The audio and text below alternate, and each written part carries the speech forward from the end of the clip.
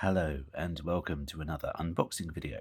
This is for the Jurassic Park 30th Anniversary Edition, although it says Essentials Collection. In my opinion, the original Jurassic Park is an essential film because at the time it was groundbreaking, especially with the amazing CGI effects that I guess we had seen done before, but not that well. This is that big anniversary edition, and you get a lot of stuff in this one. And I think this time, unlike the ET so-called booklet that I got, which is kind of like a little leaflet, this is actually a proper booklet in here. And you get some other stuff as well, which we will have a look at. But first of all, I have to get the cellophane off. Okay, let me talk about this artwork here. The first time I saw it, the first thing I looked at was Laura Dern, and most of the artwork is not that great in my opinion. I mean, does that really look like Sam Neill to you? Samuel L. Jackson is quite easy to draw, I guess, because he's got a sort of expressionless face going on there. But the bit that really impressed me, actually, was Richard Attenborough. Down there, I think he looks almost like a photo.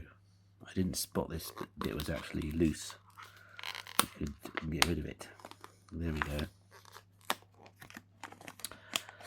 Now it looks good with the, not Brontosaurus, Brachiosaurus. There we go, now you can see the full thing. Yes, Richard Attenborough is by far the best representation, I think, as well as the T-Rex, of course. But as for the children, oh my god, does that look anything like them at all whatsoever? Do you? Not great. Not a great artist there. I'm not saying I'm a great artist, I'm saying you could have done a lot better than that. But anyway, let's see what's inside. Okay, first of all, we have what they're calling a replica film cell. I'm not entirely sure what that means. When they say replica, I guess they mean not an actual film cell. Let's see what I can see there. It is I can just about see now, it's the last scene with the T-Rex and the banner that falls down in front of it. Very cool scene, actually. But I'm wondering if these are just, like, if it's a replica, all these are just exactly the same. Maybe by replica they actually mean it's just been blown up. Guess it's a nice thing to have. It's a bit different than the usual kind of postcards and nothing else. Little bit of effort put in there. Okay, next we have the prints, they'd call these, I guess, but I would call them postcards, because that's just me. Let me rip that off. JP, not the most exciting reverse there. That one I really like, of course, and it's done in a kind of stylized way as well, which I like. That one is also very nice. It was a Brachiosaurus. I knew it wasn't a Brontosaurus. That would have been too small. A Triceratops, and the dinosaur I cannot really pronounce in a hurry. But of course I know which one that is. So those are nice. And here we have the certificate of authenticity, as if to suggest that anyone is going to try and fake a load of postcards and go to the effort of making a pretend film cell. Why would you need a certificate of authenticity? I am not entirely sure. Not for individual sale. Are they talking about the certificate of authenticity, or are they talking about the whole thing? Anyway, here is the booklet, and this is actually really nice. I love the cover. That is good artwork, because you're not worried about the likeness, because you can see them all from behind. An adventure 65 million years in the making. Oh yes, that was a good line, that was. Look at that. You couldn't have had a more appropriate welcome to a booklet, could you? That's nice. That's really nice. And this book is actually really nice and glossy. High quality. Yes. And the glue is quite strong. It's not bound in any way, but the glue is strong, I can tell you that much. From sketch to screen. It's not as massive as I thought it was going to be, but the trade-off there, I like that one, the trade-off is that this is really high quality. The paper's very thick and, as I say, glossy.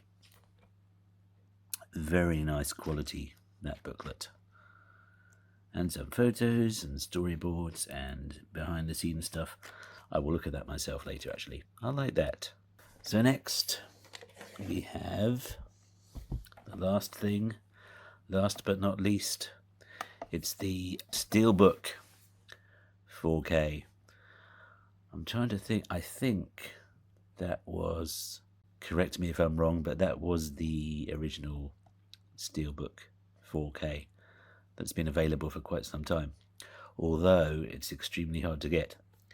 I think people want £50 to £60 now just for the single Steelbook 4K on its own, and that's not even in this fancy presentation. So I'm happy to have that included, never mind all the rest of it. And there is the 4K itself. Why is still getting a Blu-ray when you've gone to the trouble of purchasing a 4K?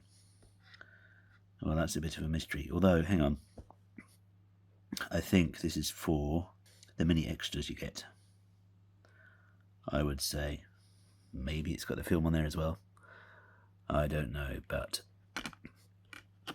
the main reason I got this was for the nice 4K picture. So there we go. There's not much to say about the 4K, the inside of it. Should we have a look at the full picture?